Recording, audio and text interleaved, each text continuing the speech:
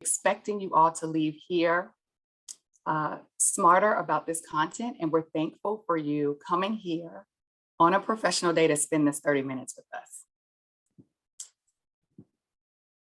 I am Serenity Moore. I'm currently a coordinator for new employee onboarding and induction. And I am Mary Hart, and I am, this is my 4th year as a consulting teacher. Good to be with you all. So I put a link in the chat to the capture sheet. So we just want to make sure that you can open that up. It'll force you to make your own copy. And this is just for you to capture your thinking. There's some links in there with other resources for after, as well as the link to the evaluation for EdCamp. So if you have any trouble accessing, just let us know, but it's there for you to use. And we just want to take a moment just to review the outcomes for this session. We do want you to leave here understanding how trauma can affect the brain, behaviors, and connections. We want you to be able to define trauma and triggers. We want you to be able to identify our role as educators and the impact based on this knowledge that we are going to get smarter about together over the next 30 minutes. And most importantly, we want to provide you an opportunity to act. We want you to plan how you will incorporate this information as you move forward. We know that providing you all the opportunity, as with our students, to wrestle with this content, you will be able to make meaningful connections, and it will be moved to long-term memory storage. So we want to do an introduction waterfall. And so in the chat, we're going to ask that you write a short sentence just to tell us why you chose to attend this session. Please don't click enter until you hear from Mary or myself. So right now, take about 30 seconds to write a short sentence about why you chose to attend this session this morning.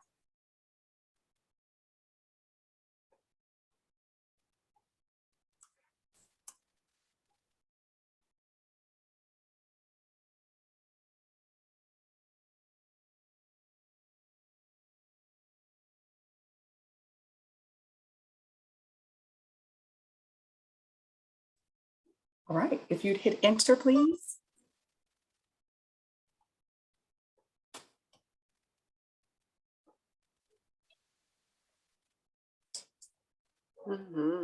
Just take a moment to read over your colleagues' statements. We see trauma can affect everyone. That is absolutely true. Melissa says many students I work with have experienced trauma. Julie shared to learn the science behind trauma and help students who have been through trauma. That's perfect. Why you all are here is exactly why we are here. So this is really, really great to see that we believe we're going to be able to meet these needs that are in the chat. So let's go ahead and get started. And what I'd like to start with is just making sure that we are clear, and we're going to come back to this point many, many times during this session, which is that this is a lens and not a label. And so what we want to do is we want to talk about what does it mean to be trauma informed. We want to keep centered in this session that kids are not broken, that kids are not broken. So as we begin to establish this common understanding of what it means to be equity centered and trauma informed, when approaching our students through an equity centered lens, we see that it is essential not to label students, but instead to take on a trauma informed lens. Instead of seeing students as broken, as needing to be fixed, or focusing on what's wrong with them, we want to really consider their experiences, the experiences that our students have had, and what needs they are communicating to us based on their words and their actions. So we want to make sure that we are not asking, we're resisting asking the question of what's wrong with you. That demonstrates that our trauma glasses are off. We want you to begin with intentionality, with putting your trauma glasses on. And when a student acts out or communicates in a way that doesn't create a safe space for themselves or others, we want you to begin to ask the question about, what have you experienced? Think about what this student has experienced. That will allow you to enter from a place of higher empathy. It will allow you to respond to the child who might be in crisis without breaking or breaching an existing relationship. So if we can identify what may be motivating our students to react, we can then redirect them. We can provide alternative options for them to manage their stress. So Kristen Sowers and Pete Hall, in their text, Fostering Resilient Learners, I want to read a quote to you directly from them to make sure that I get it right. They say, it's up to us, the adults in their lives, to offer an array of appropriate alternative means for students to regulate their emotions and manage the intensity of their behaviors. I want to read that one more time. It's up to us, the adults in their lives, to offer an array of appropriate alternative means for students to regulate their emotions and manage the intensity of their behaviors. What we can do is we can inform ourselves and our students about what's happening in their brain when we are under stress, so that they can begin to use the strategies to create psychological safety. So we need to begin to intentionally teach these strategies to our students. I'm going to ask someone to take a risk in this room and unmute, please, and read this definition for the group. Trauma is an event, series of events, or set of circumstances that is experienced by an individual as physically or emotionally harmful or threatening, and has lasting adverse effects on the individual's functioning and physical, social, emotional, or spiritual well-being. Hi, Mindy, and thank you so much for taking a risk in this space. So this is the hardcore definition of trauma. But one thing we want to make sure you are aware of is that trauma can be continuous or trauma can be discrete. And trauma is not predictable because it involves a person's experiences and a person's perceptions, which inherently means trauma is subjective. In terms of the effect of trauma, there is a functional impact. There is a functional impact.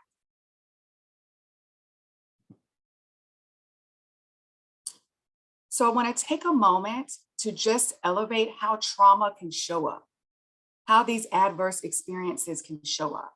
You'll see in the top of the chart or the table that's provided, you'll see the acronym ACE. That stands for Adverse Childhood Experiences. And so what you'll see here on this chart that was created by, that was expanded by Philadelphia is just some community level adversity examples. If you've witnessed violence, if you've felt discrimination, if you've had an adverse neighborhood experience, if you've been bullied, if you lived in foster care, those are examples of adverse childhood experiences.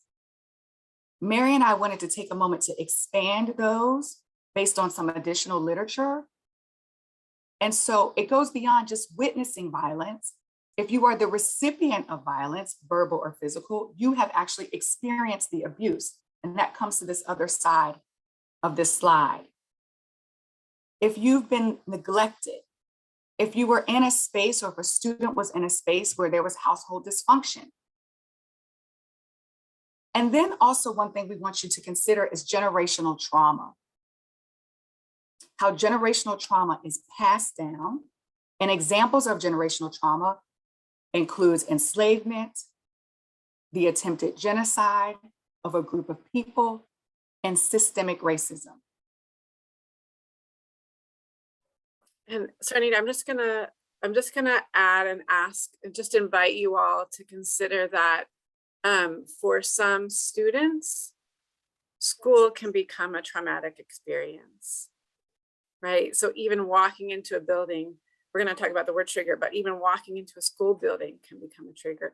And that can be true for some of our families as well, right? They may have experienced some negative aspects in their own education career, and then are going to carry that when they come into our school building. So I just invite you to consider that as well. Thank you so much for that addition, Mary. And as Mary mentioned, we want to define a trigger, okay? And so an impulse that causes a reaction that sets off a memory or flashback to an event that reminds one of a traumatic experience or puts a person into survival mode. So before someone moves into a heightened emotional state, there is a trigger that is the cause, okay?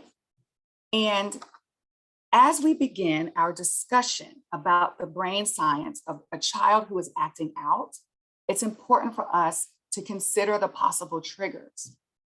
And these triggers can be internal or external. So we wanted to provide you some examples of internal triggers. Memory, physical sensation, emotion, anger, anxiety, just feeling overwhelmed in a classroom space, being vulnerable, not knowing an answer, or feeling like you don't know the answer. Loneliness in a space where there's 20 other students, sadness, tiredness, hunger, or just a sense of loss of control. Some external examples are TV shows, a movie, a person, an argument, time of the day, sound, taste, dates on a calendar, smells, locations, and crowds. These are all things that can trigger a student. And what we want you to keep in mind is that a trigger for one person may not be a trigger for another person. And that once you've been triggered, your brain is put into survival mode. And Mary is going to walk us through how we respond differently when our brain is in a learning brain space versus a survival brain space.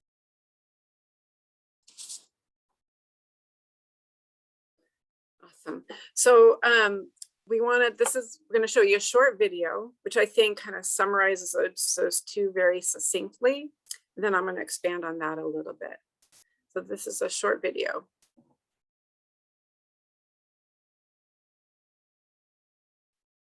Hey, welcome back.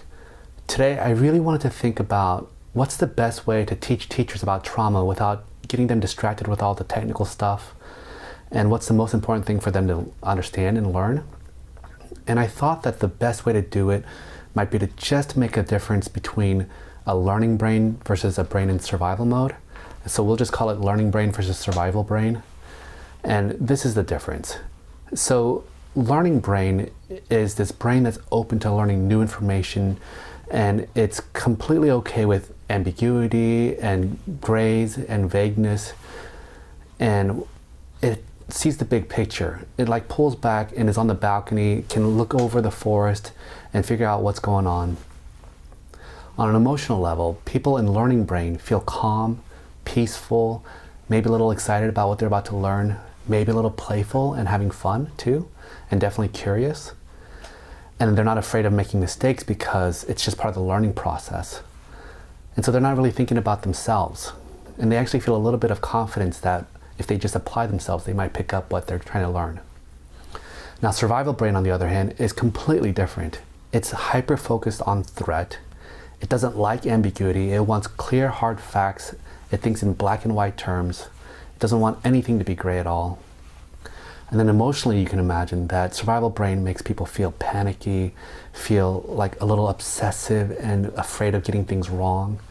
And they don't feel calm and open to learning new things. They just want to get things over with.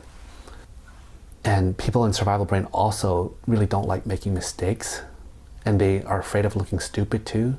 So students in survival brain don't want to be picked on. They don't want to raise their hand and ask questions and look stupid. And so these people are also filled with doubt about their own ability to learn stuff, and they're afraid that other people can see how stupid they really are. Now, it's really important to understand how learning brain and survival brain interact, because survival brain always trumps learning brain. And it makes sense because survival brain's just trying to save your life. And so if it thinks that there's something dangerous happening, you better pay attention to it, right? But the tricky thing is that as survival brain stays on longer and longer, it's harder to get out of that. And it's harder to really go into learning brain. And the way I think about it is kind of like the myth of Sisyphus. You know that guy who has to push a rock up a hill, and then every day it falls back down and he has to do it over and over again? Well, being in learning brain is like being up on the high parts of that mountain. You can see the expanse of what's going on, but it also takes a lot of work to be up there. And at any second, if you're not paying attention and putting effort into it, it's so easy to slip back into survival brain again. And that rock that Sisyphus is trying to push up, well, that's kind of like stress. And the more stressed you feel, the heavier and bigger that rock gets, and it just pushes you back into survival brain quicker. Now the kicker is that for traumatized people, stress is a really rigid and intense thing. And so with trauma, any little stress makes that rock grow way bigger than it normally would. And because people with trauma misperceive ambiguous situations as threatening and stressful, that rock just stays big all the time. Now the good news is that the more you control stress, well, the easier it is to be in learning brain, right? Because that rock is a lot smaller. And what I really want to highlight for teachers is that the best way to keep students in learning brain goes back to why I spent so much time talking about attachment. Students best learn when they feel like they're safe and supported by the adults around them. So it's kind of like a baby elephant. You know how like on those nature shows, the baby elephant is like playing with leaves or exploring a tree or something like that and having a lot of fun. And the only reason why they can do that is because there's a whole group of mama elephants around that baby protecting it and looking out for danger. So a kid with trauma or who's stuck in survival brain, it's kind of like that baby elephant who doesn't have protective adults around them. They can't play and learn because they're way too focused looking out for threat and danger. So this is why I really believe that the most important thing that schools need to focus on, way more important than any kind of techniques or curricula, is really whether or not they are creating that environment where students feel like they're surrounded by these big mama elephants who are going to protect them and watch out for them and make them safe. And when students have that, I bet you it unlocks their curiosity, their eagerness to learn, and play as a way to learn. So I hope that's helpful. Let me know if you have any questions in the comments below. Thanks. All right, so I also hope that's helpful. I think it was a nice analogy for what's going on in our brains. So I'm going to share with you a quick way that you might explain that to your students as well. Welcome back. I know I found it helpful in my life, and we're going to just use our hand. And the hand is going to represent some different essential parts of the brain. So we've got this part of the thumb here. It's going to represent our hippocampus, and that's where memory is stored. So both triggering memories, biases, the way we see the world stored in the hippocampus. And right by that, let somebody in, is the amygdala. And the amygdala is the oldest part of the brain. That's where our fight, flight, freeze, our survival response is. So that's deep in the brain. And you could see that in the video with that kind of highlighted red part. Our fingers represent the prefrontal cortex, the cerebral cortex, all that reasoning, thinking, planning, that part of the brain, right? All those skills. So a calm brain kind of looks like this, right? But if we sense, whether we've experienced trauma or just are walking through our life, if we experience something that's stressful or triggering, it's this, right? And so now our amygdala is in charge. So fight, flight, freeze response. We're also going to talk about appease, right? So there's these responses that are not, oh, I'm going to do this, right?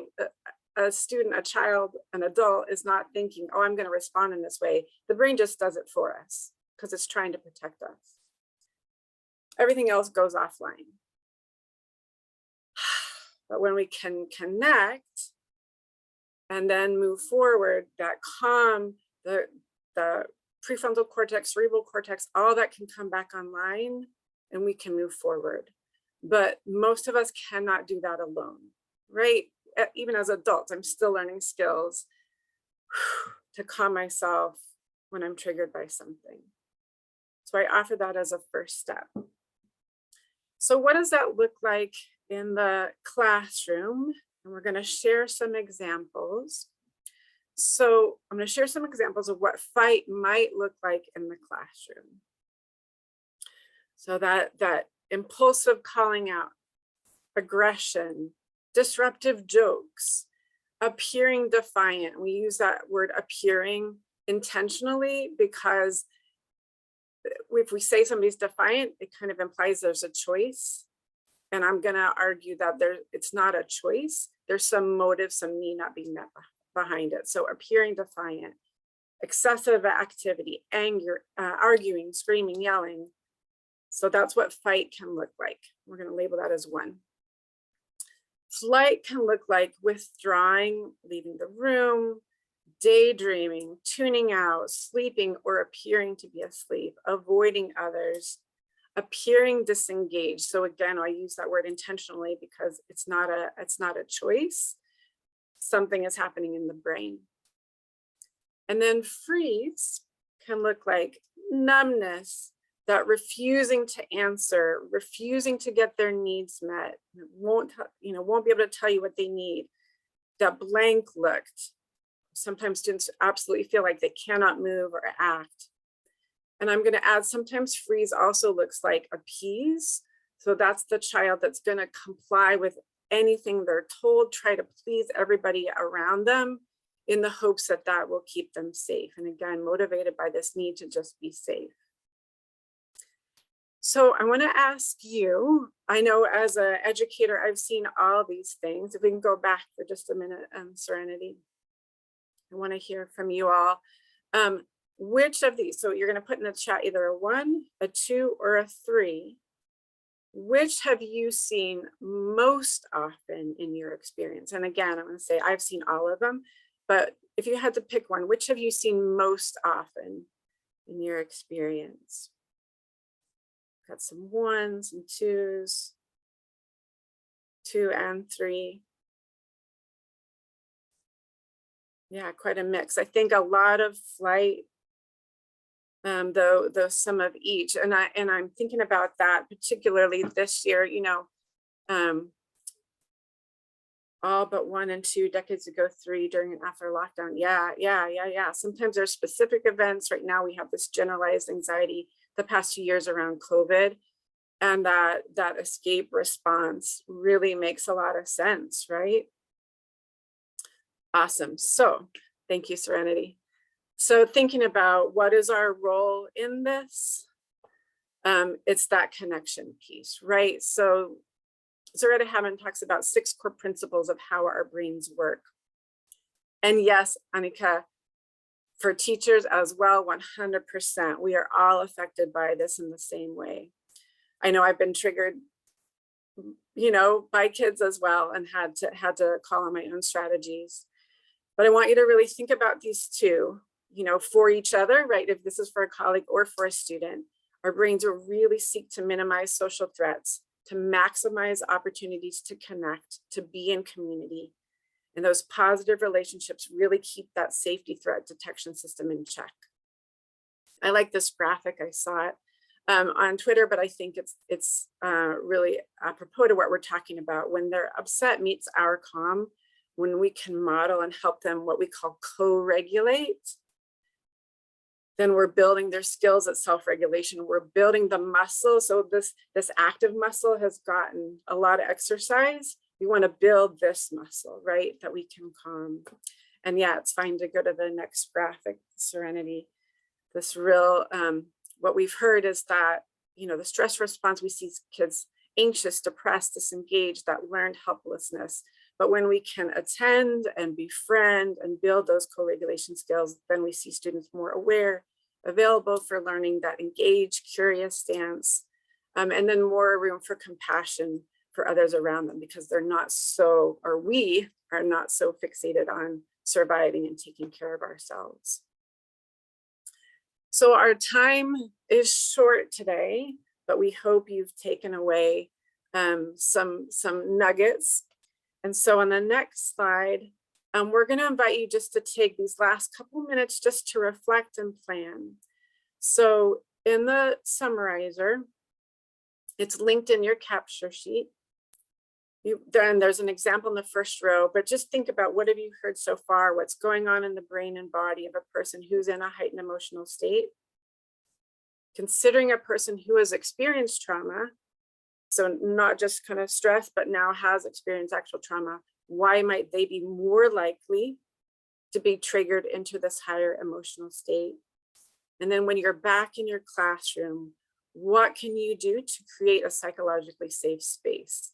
How can you help students co-regulate? So they're upset, meaning are calm. How can we partner with them in that way? So I'm going to stop talking for just like 2 minutes. Open that. We invite you to just make a couple of notes now and then bring it back to your classroom and keep it open and think about what you can do moving forward. And if there's any ideas that you want to share in the chat as we close out, feel free. So I'll give you about 2 minutes and then we'll wrap up. So 2 minutes to reflect and then we'll wrap up.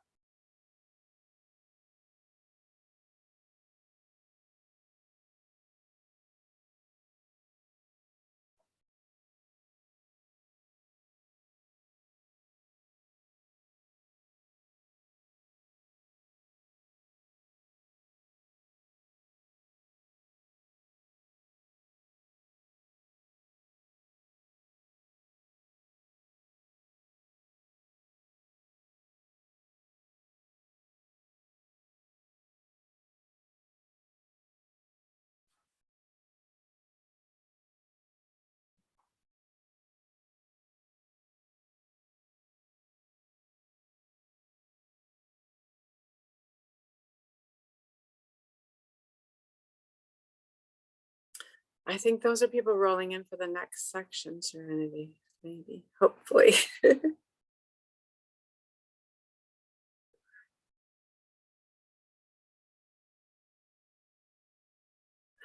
So thank you, Mindy. So part 2 just builds on this. We're going to talk about a little bit more about co-regulation and some strategies and priorities in the classroom.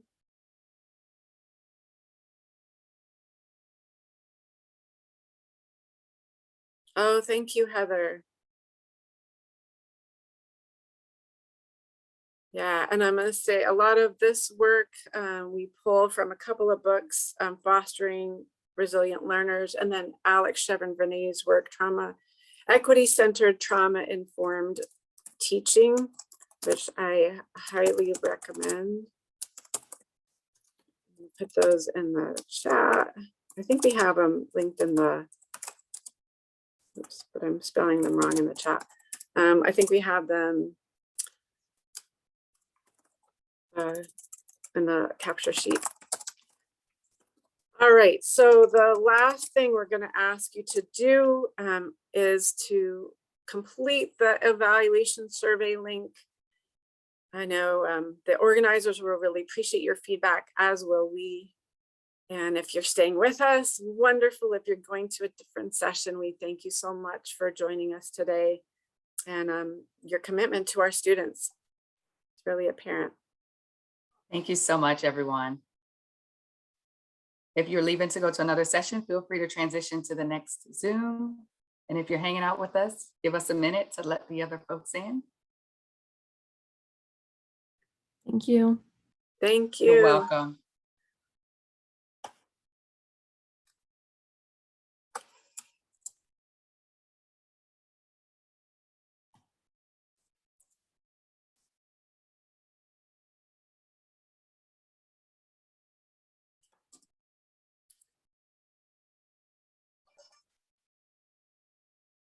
All right, and if let's see. I'm gonna start admitting people. I'm gonna put in the links in the chat for the session 2 docs. So if you are staying with us for part 2, welcome, welcome.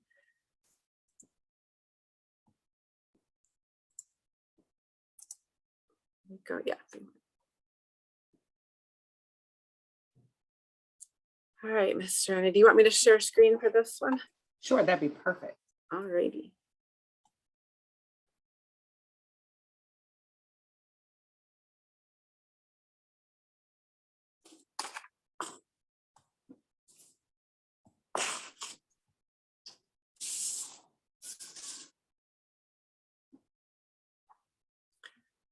And I never stopped recording, so we're still going.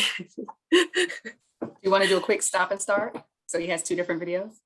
Okay, let me Okay. let me see. Let me see. Da, da, da, da, da, da. Okay, there we go. Yes.